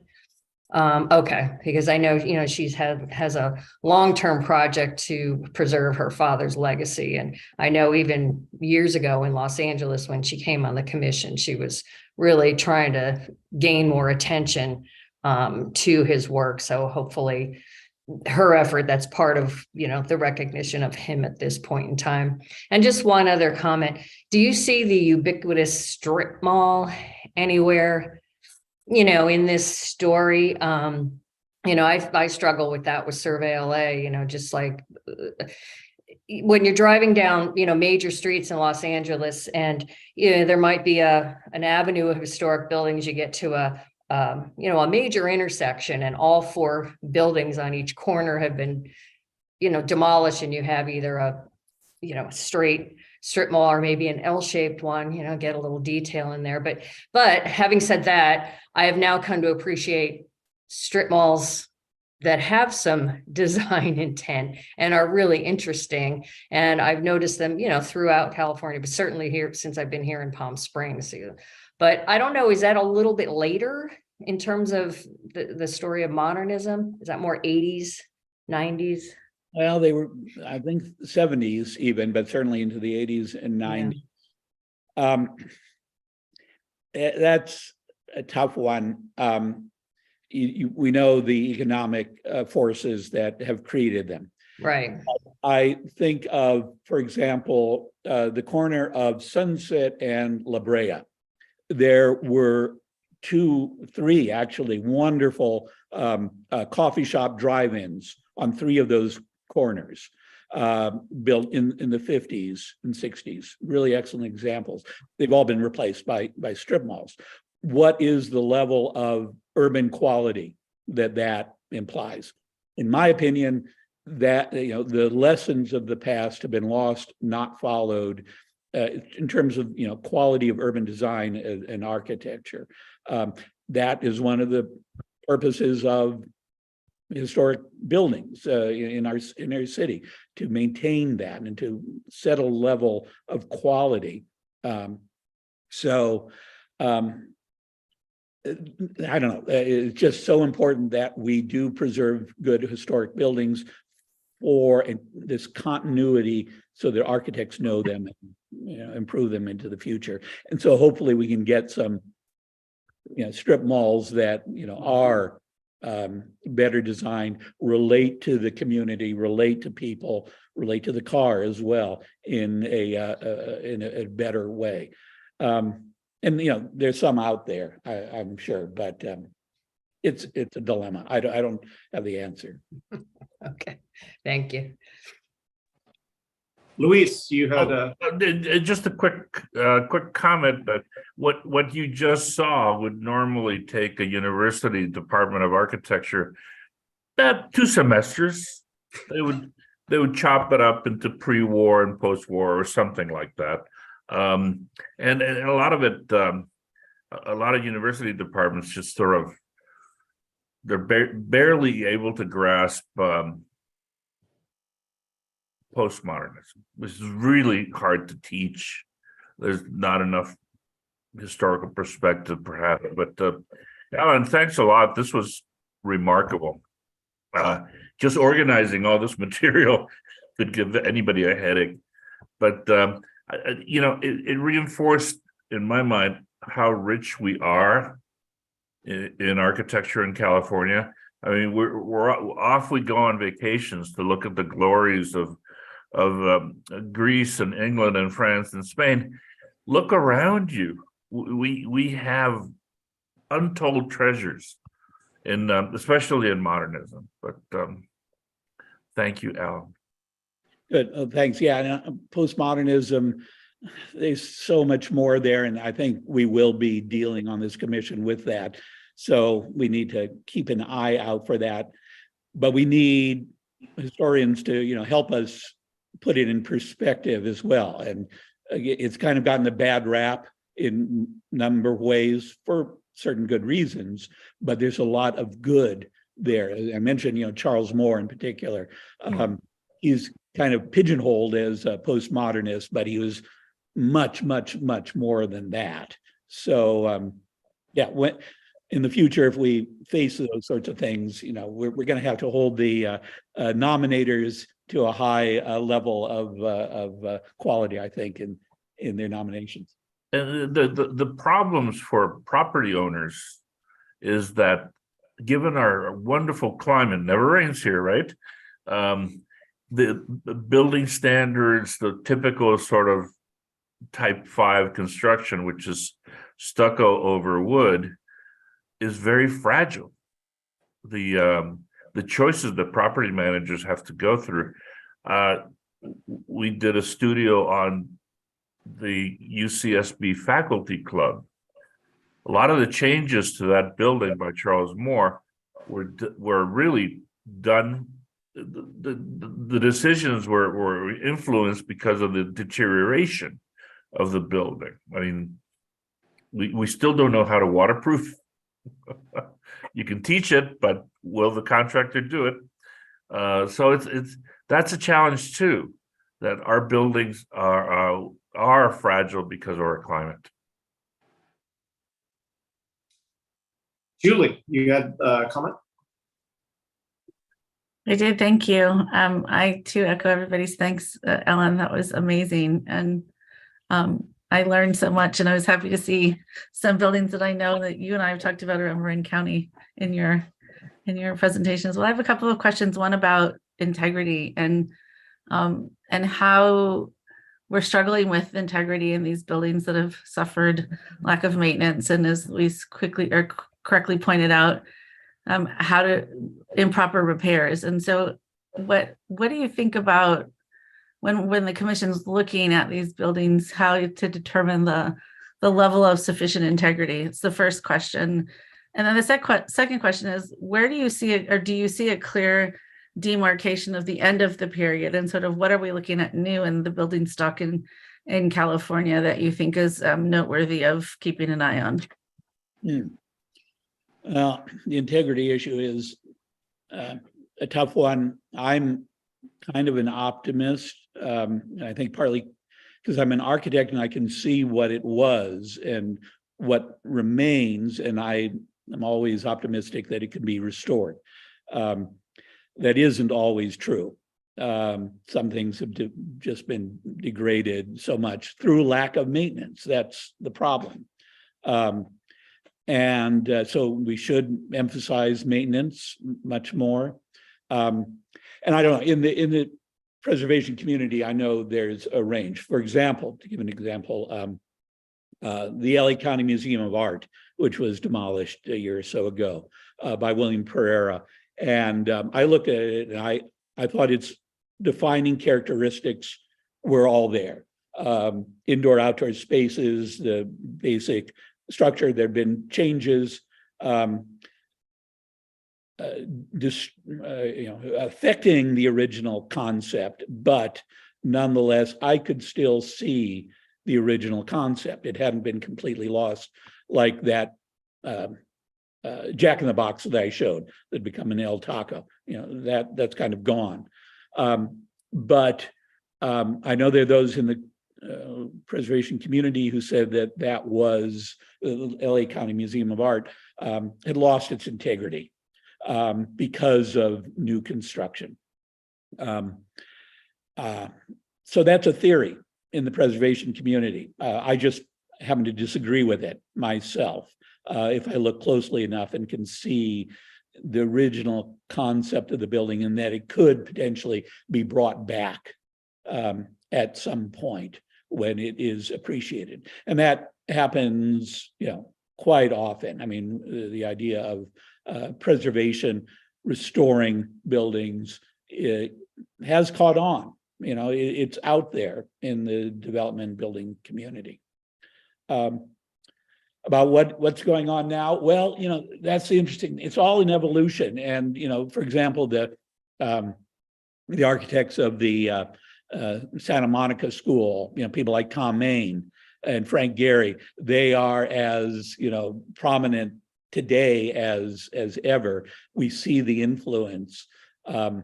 They are part of this ongoing tradition of modernism, using new materials today, computers and things, other new composite materials and so forth. So I think they're still carrying on the ideas of modernism, but they are changing and adapting them in a number of different ways.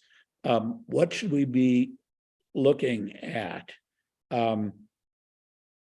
Boy, I'm kind of, in my work, I've been looking back so much in history that I don't keep up completely with what's going on today. I have to admit a bit, but I certainly like anything which does respect continuity, new buildings, but which fit into their landscape, into their cityscape, into their historic culture as well. I think that's where the richest architecture is.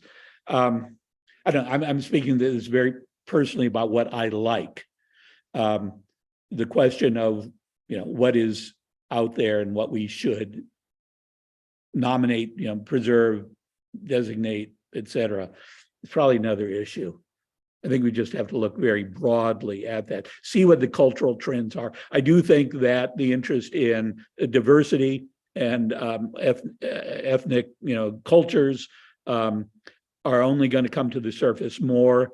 And though they can look strange to our eyes, perhaps, or they can look unimportant by our traditional, values, I do think that they have, even if they're very ephemeral things, I think that they can have a real source of richness that connects to community, connects to history, and that we should be very, very aware of, and not dismiss them. But that's the thing, like, Googie architecture was completely dismissed.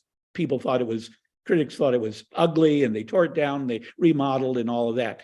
Now it's appreciated. So anytime I see something that is, ephemeral, weird to my sensibility, that's when I have to say, to myself, stop and, learn a little bit more about it, especially if it isn't from my particular ethnocentric culture.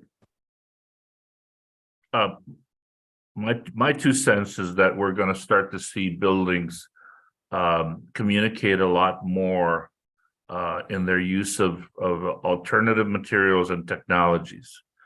Technologies more than anything oriented towards the climate change and ways of mitigating extremes. So these new buildings are going to look a lot more, to put it very roughly, they're going to communicate the job that they're doing in terms of facades and in terms of energy generation, all these things. But I was also thinking about what our responsibilities are as commissioners. Now, you've seen the whole sort of zoology of architecture in California, thanks to Alan. Not every nomination will be written on buildings designed by these people, right? You're going to see a lot of buildings designed by, to use also a very rough term, the also-rans, right? The people that associated with Charles Moore, hundreds. People associated with Neutra, Schindler, Welton Beckett, Pereira, hundreds.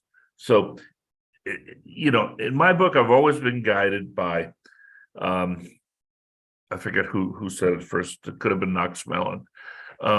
It doesn't need to be a masterpiece. It can all it has to do is be a reasonable representative of a style or an idea. So,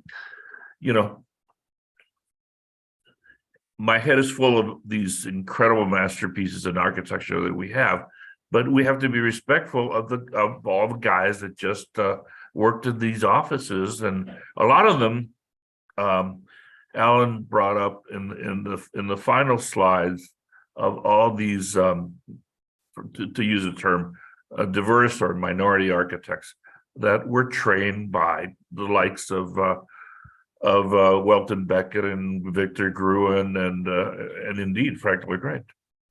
So look out for the competent practitioners, not so much the geniuses. It's a lot out there. Thank you both. I was thinking about the Barragan house that I visited in Mexico City in the fall, and these boxy, very bright, sort of ultra modern buildings. And while they were very interesting, in the one that I visited, the son of the original owners, an architect, and he was present, brought to life the evolution of the design, the influences that Barragan had in the Alhambra, for example, and those boxes came to life in ways that just made that structure so much more than a bunch of pink boxes and an interesting swimming pool and garden. And so it reminds me that just looking at the physical attributes of a structure in this period is just sort of a piece of that bigger story, and how the rest of it's told to give the complement of structure, influence, thought, and how it all comes together is really an important part of what you all do on this commission. The story in that case was, I think, stronger than the significance of the structure itself. But together they made the case for significance and integrity in that amazing place that I then went to afterwards, after I had sort of thought about it and heard the stories and looked at the drawings, and it just took on a whole new way of seeing it and the intricacies of a very simple structure. So I think also it reminds us that it's that totality of narrative, intangible and tangible that really makes these buildings significant. Renee. Good morning, good afternoon, almost afternoon, everyone. First of all, Alan, thank you very much. Incredible presentation. And, frankly, we have lived part of these years, right? And it seems like we don't appreciate something until it's gone, or till most of it's gone. And here we have a case where, all right, we recognize the contributions that these architects have made. We recognize the incredible buildings that have been built, especially in a place like California. How aggressive should the preservation community be in nominating these buildings? Or are we going to have to wait 100 years until they're all gone to really appreciate it? And I was wondering if you had a perspective on that. As an archaeologist, I can only think of the incredible things that I see and don't know the history of many of the buildings that I see, but I can see how beautiful they are. But how aggressive should we be in the pursuit of nominating these buildings, especially the later years, right? Or do we wait till they're all gone? Yeah, I have a friend who says that 40 is the new 50. And he means, we usually think of 50 years old, then we can assess a building if it's significant. But in fact, because of economic factors and the lifespan of buildings and insurance purposes, questions and all that sort of stuff, it's really, 30 to 40 years is when a building becomes old and people start to think we can tear it down. I mean, that's a very broad statement, but I think it has some truth to it. So yeah, I think we need to encourage as many of these. We need to encourage the research. We need to, encourage the understanding in the profession about why these older buildings are important. There's so many of these buildings that people just ignore. They don't even look at them, and they're extremely significant. So I think we have a lot to do in the preservation community to understand that and to defend them and to nominate them as well. Janet.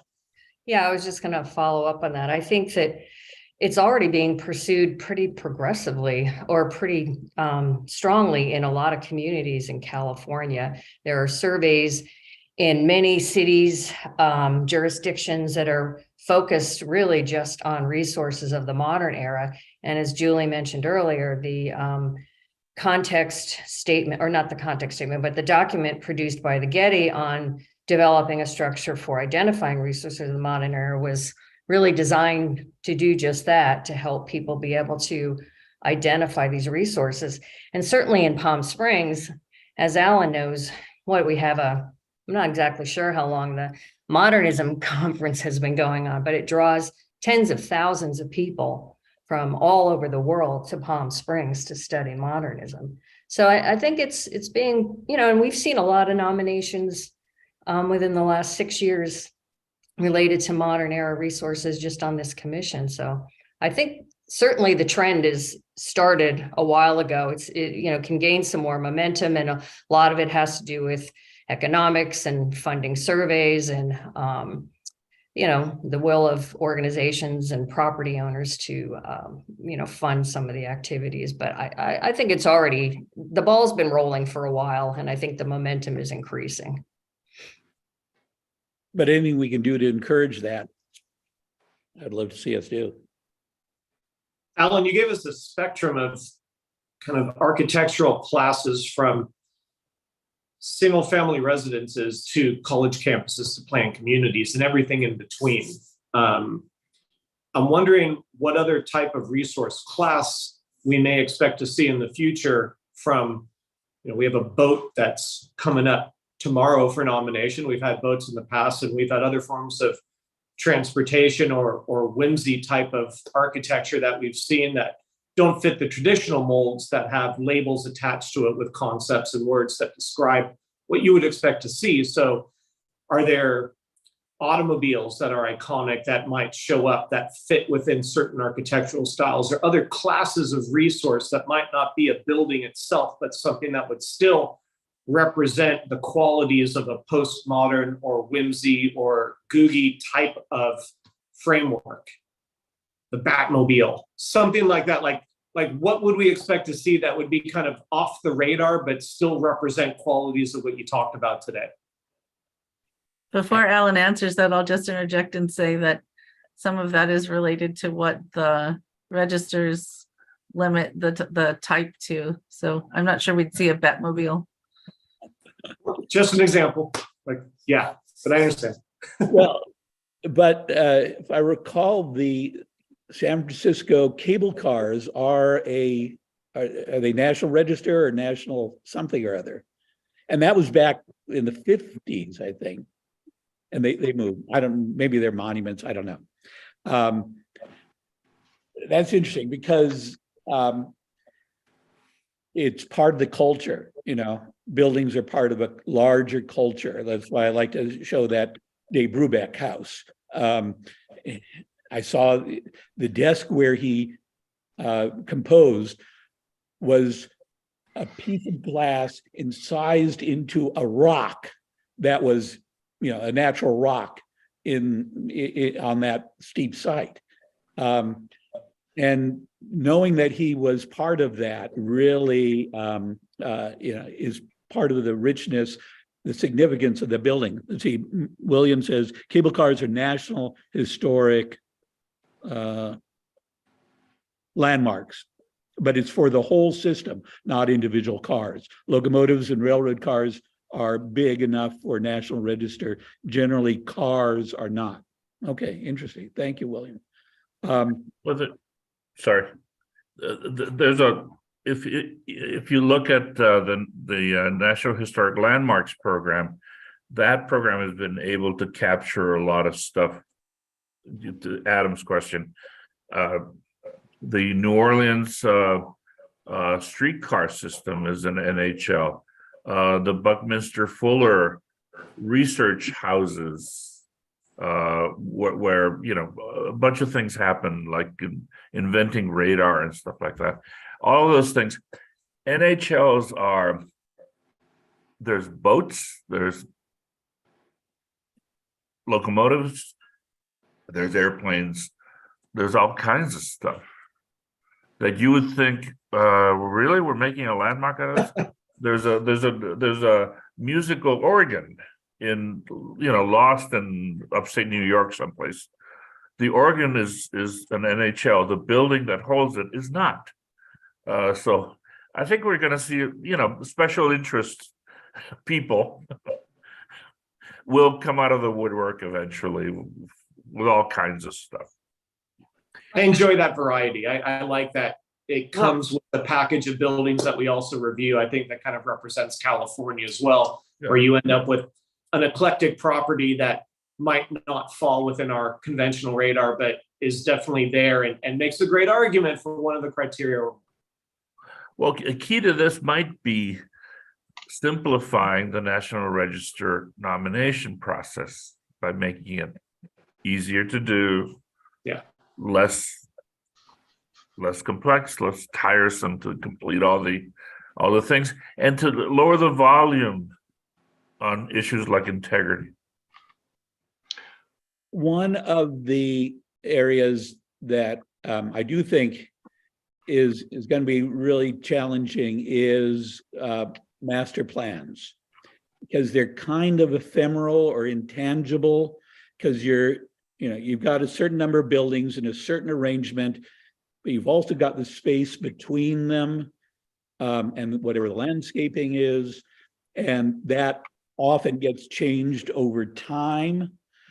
So judging the integrity of a large plan of buildings, which were originally placed, very intentionally designed with purpose, and it was a concept that I think is worth, acknowledging, but it's hard to define and hard to say that changes it and this doesn't. So as we get into these larger scale things, that'll be a challenge. Jay, you have a hand up? Oh, I can't help but mention that automobile is actually listed in Bulletin 4 as an example of a structure. And there's not much time left, but I'd love to see an automobile come through. So It'd be great.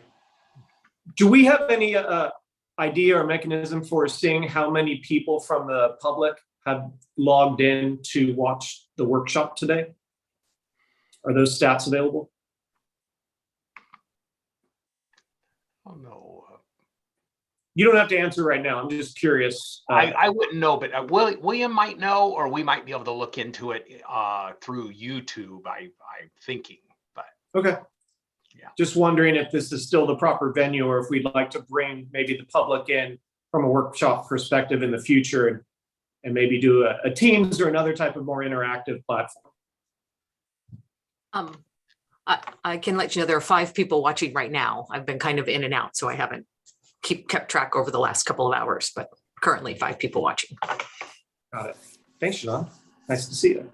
I see you. Any other comments from commissioners? Or Julie or Steph? No? Well, just go ahead.